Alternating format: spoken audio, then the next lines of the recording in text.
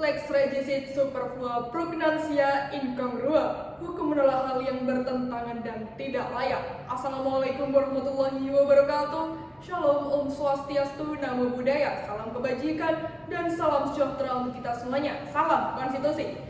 Terima kasih kepada Dewan Juri yang terhormat, tentunya Sivitas Akademika Pemerhati Konstitusi Indonesia. Perkenalkan, kami dari tim Mahbub Junaidi dengan saya Ica Yunia sebagai pembicara pertama yang akan menjelaskan dari tataran perspektif filosofis. Pembicara kedua, Muhammad Ridwan Effendi yang akan memaparkan dasar argumentasi dari segi yuridis, dan Muhammad Misbahul Arfa, pembicara ketiga yang akan menyajikan data berupa sosial empiris dan juga solusi. Pada kesempatan kali ini kami menyatakan kontra dan sangat menolak kewenangan MK untuk membentuk forum konsultasi dalam proses pembentukan undang-undang. Dewan Juri yang kami hormati, secara filosofis landasan konstitusi negara kita menjelaskan, tepatnya dalam pasal 24C ayat 1 menyebutkan secara tegas, tugas dan kewenangan MK antara lain mengadili pada tingkat pertama dan terakhir untuk menguji undang-undang terhadap undang-undang dasar, yang artinya kewenangan MK hanyalah sebatas pengujian terhadap undang-undang dasar saja. Hal tersebut seakan diafirmasi oleh pendapat Jimli As-Siddiqi, Ketua MK pada tahun 2003, menyatakan bahwa kewenangan MK hanya terbatas pada membatalkan norma, di mana MK sebagai negatif legislator dan bukan sebagai positif legislator, yang artinya dapat kita cermati bersama bahwa kewenangan MK hanya sebatas sebagai pembatal tidaknya norma atau yang sering kita sebut dengan judicial review, bukan sebagai pembuat norma seperti DPR dan juga pemerintah. Maka dari itu, MK tidak berkewajiban dan tidak berhak untuk membentuk forum konsultasi dalam proses pembentukan undang-undang karena hal yang demikian dapat mencederai konstitusi negara kita.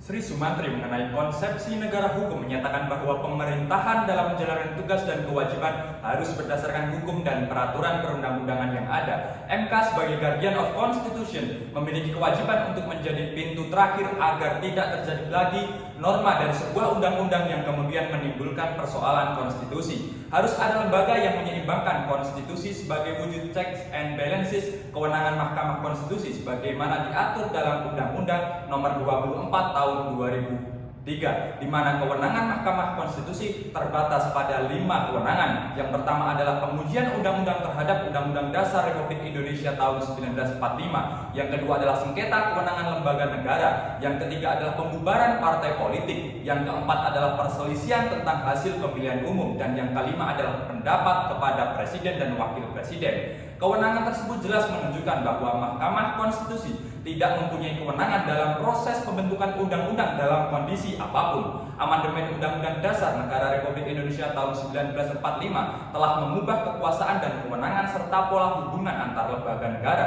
antara pemegang kekuasaan legislatif, eksekutif, dan yudikatif, di mana pemisahannya dilakukan secara tegas ketika cabang kekuasaan itu sama-sama sederajat dan saling mengontrol. Undang-Undang Republik Indonesia Nomor 17 Tahun 2014, di mana berdasarkan undang-undang tersebut, konsep pembagian kekuasaan lembaga yang diberikan kewenangan terhadap fungsi legislasi adalah Dewan Perwakilan Rakyat, di mana salah satu fungsi legislasinya adalah menyusun dan membahas rancangan undang-undang. Dalam perancangan RUU sesuai dengan UU Pembentukan Peraturan Perundang-undang termuat kewajiban partisipasi masyarakat dan uji publik. Dapat kita tarik kesimpulan bahwasanya forum konsultasi berada dalam ranah kewenangan DPR. Narasi pembentukan forum konsultasi oleh Mahkamah Konstitusi tidak sesuai dengan prinsip pembagian kekuasaan, di mana Mahkamah Konstitusi berperan sebagai lembaga yudikatif, bukan sebagai legislatif sebagaimana DPR bersama dengan Presiden. Memfasilitasi peran legislatif merupakan tindakan melampaui kewenangan. Jika nantinya itu diterapkan, maka akan menimbulkan penyalahgunaan kewenangan. Mari mewujudkan negara yang konsisten, di mana MK sebagai lembaga yudisial dengan menjaga marwahnya, bangga menjadi tim kontra. Dalam perjalanan sejarah ketatanegaraan Republik Indonesia, lahirnya MK berlatar belakangi untuk bagaimana yang sudah termaktub pada pasal 24C Undang-Undang Dasar 1945. Oleh karenanya, hukum harus sesuai dengan lex neminem cigit et impossibilia. Hukum tidak memaksakan kehendak yang tidak mungkin. Terima kasih Dewan Juri yang terhormat serta Sivitas Akademika Pemerhati Konstitusi Indonesia.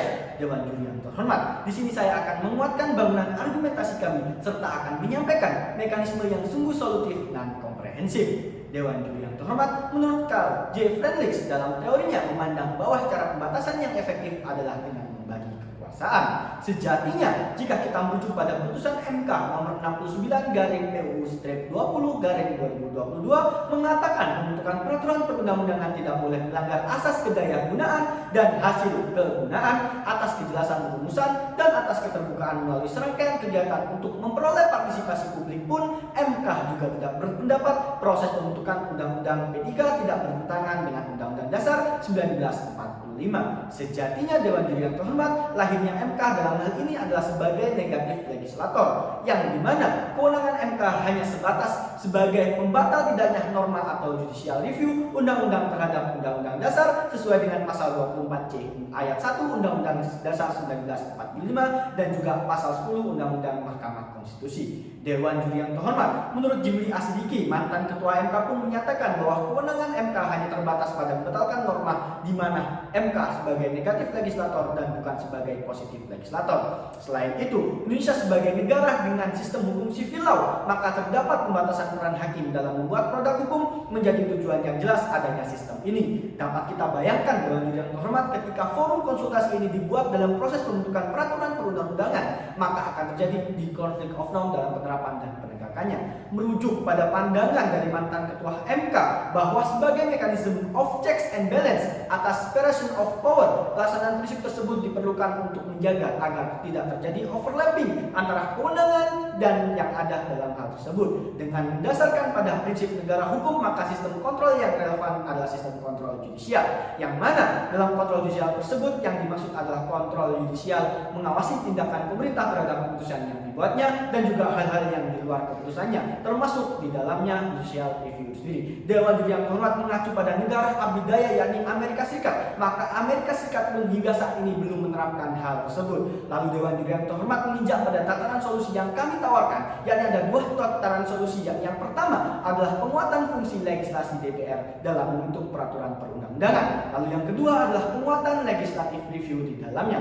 Dewan Juri yang terhormat menginjak pada tataran akhir argumentasi saya, maka saya mengutip dari tokoh terkenal yakni Mahbub Junaidi, yakni yang berbunyi adalah aku akan membaca dan akan terus belajar sampai tak mampu lagi untuk berbicara. Bangga menjadi tim kontrak. Dewan Juri yang terhormat, kembali kami tegaskan bahwasanya sejatinya penambahan tugas dan wewenang Mahkamah Konstitusi untuk membentuk forum konsultasi dalam proses pembentukan undang-undang saat ini akan mencederai konstitusi negara kita. MK sebagai Guardian of Constitution memiliki kewajiban untuk menjadi pintu terakhir agar tidak terjadi lagi norma dari sebuah undang-undang yang menimbulkan persoalan konstitusi.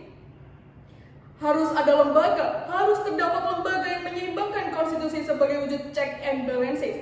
Narasi pembentukan forum konsultasi oleh MK tidak sesuai dengan prinsip pembagian kekuasaan, di mana Mahkamah Konstitusi berperan sebagai lembaga yudikatif bukan sebagai lembaga legislatif. Solusi yang dapat kami tawarkan adalah dengan penguatan fungsi legislasi Dewan Perwakilan Rakyat dalam membentuk peraturan perundang-undangan dan juga penguatan legislatif review. Sekian dari tim Mahbub Junaidi, salam hangat dari kami, takwa intelektual profesional. Wallahu muwaffiq ila aqwamit thoriq. Wassalamualaikum warahmatullahi wabarakatuh. Shalom, nama budaya. Om Santi Santi Santi Om. Salam konstitusi.